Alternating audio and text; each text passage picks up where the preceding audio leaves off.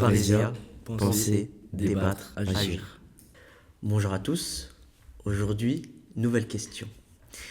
Je suis accompagné de deux personnes qui m'ont l'air très intéressants. Pouvez-vous vous présenter? Alors enchanté, moi je m'appelle Tom, j'ai 19 ans et j'habite à Bruxelles. Moi, je m'appelle Ryan, j'ai 15 ans, j'habite à Bruxelles aussi et je suis étudiant en sciences. Parfait. Aujourd'hui, nous allons discuter de plusieurs choses. Premièrement, est-ce que tout le monde est légitime de donner son avis? Je propose à Tom de commencer. Alors pour moi, tout le monde est légitime de donner un avis, du moment que cet avis ne contraint aucune liberté, dans le sens où si une opinion peut être donnée, mais si elle enfreint la liberté d'autres personnes, bah, pour moi elle a pas sens d'être, elle n'a pas lieu d'être. Ok. Donc, la fameuse expression, la liberté des uns s'arrête là où la liberté des autres commence. Exactement, Nordine. Je t'en prie, Ryan. Ok. Je pense sincèrement que chacun devrait être libre de penser ce qu'il veut et ne pas se faire influencer sur la vie des autres. Ce que je veux dire par là, c'est que chacun devrait faire ses propres opinions sur des faits et pas sur les opinions des gens qui ont déjà fait leur propre opinion. Du coup, si quelqu'un fait son propre opinion sur l'opinion de quelqu'un d'autre, il va forcément se faire influencer par cette personne ou par ses choix ou par son environnement ou plein de facteurs qui jouent. Et du coup, je pense que si chacun ferait sa propre opinion sur des faits, le monde irait mieux.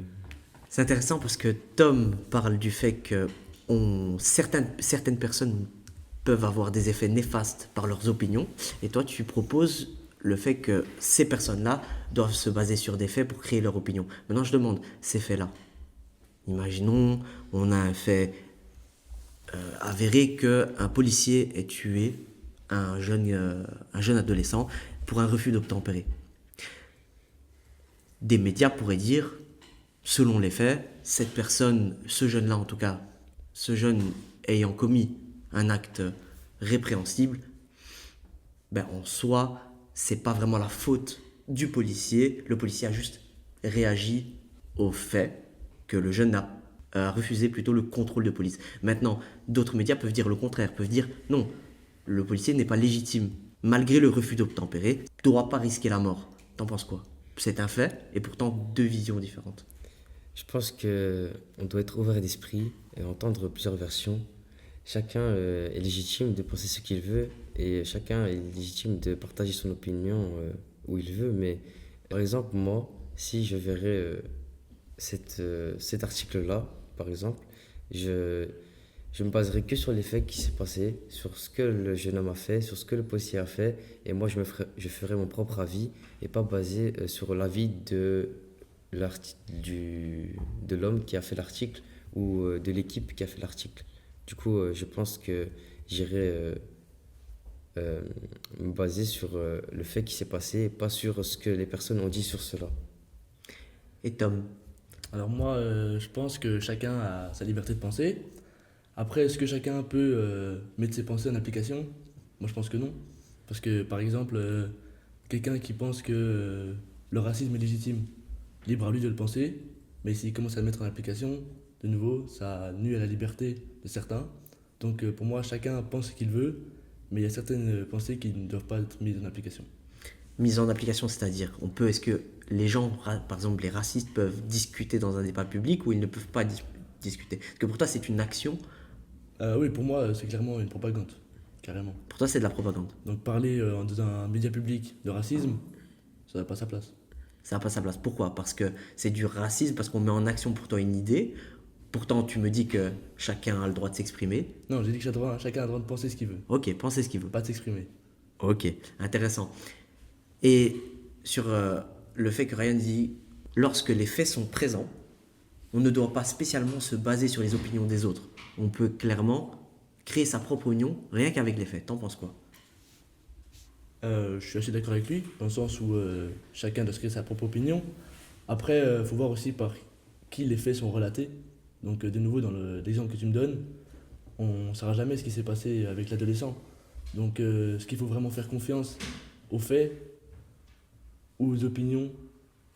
On sait pas trop, parce qu'on a même se baser sur un fait, c'est se baser sur l'opinion qu'on a du fait qui est relaté par une personne. Donc c'est aussi à discuter, quoi. Donc d'expliquer par exemple un fait, dans l'exemple que j'ai pris là maintenant, ce serait aussi une question de prisme et plutôt de regard sur le fait. C'est-à-dire que, je sais pas si tu comprends Ryan, mais là Tom, il te dit clairement que le fait en question que toi t'analyses, il peut déjà être biaisé, peut déjà être faux de fait. Mais là se pose une autre question, la confiance aux médias. On en parle souvent, les jeunes, on a de moins en moins confiance au niveau des médias. Vous, c'est quoi votre avis par rapport à ça? Toi, Ryan, Par rapport à la confiance aux médias, c'est ça. je pense que on ne doit pas se fier à qu'une seule sorte de médias, qu'on devrait aller regarder un peu partout, regarder ce que plusieurs médias disent pour faire sa propre opinion. Pas se baser seulement sur un seul avis ou sur un média, par exemple, comme j'ai dit. Du coup, si on allait regarder chez plusieurs médias, chez plusieurs sites, chez plusieurs applications, sur plusieurs documents, des livres, etc., sur n'importe quelle plateforme, ben, on sera d'abord plus informé sur ce sujet, on pourra se faire notre propre opinion et ensuite peut-être tirer une conclusion de nous-mêmes avec les faits et aussi les opinions des autres. Ok, donc Ryan propose de prendre toutes les ressources disponibles et d'analyser un fait ou plutôt un événement. Est-ce que toi, vu que tu n'es pas pour la liberté d'expression complète, ou en tout cas pas pour tout le monde, est-ce que toi tu fais un tri justement de toutes ces ressources? Au niveau Tom. des médias? Au niveau des médias par exemple. Ah oui, clairement. Moi, je pense que il y a certains médias qui devraient même pas en être.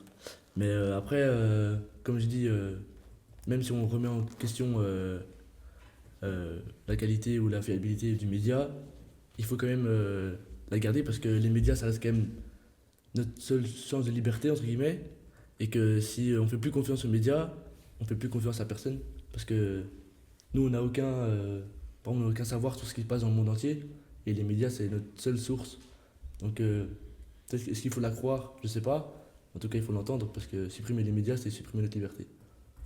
Ok, on va commencer par conclure. Tom, si je ne me trompe pas, tu avances certaines idées. Tout le monde ne peut pas s'exprimer, tout le monde ne peut pas mettre en action certaines idées. Il y a des idées.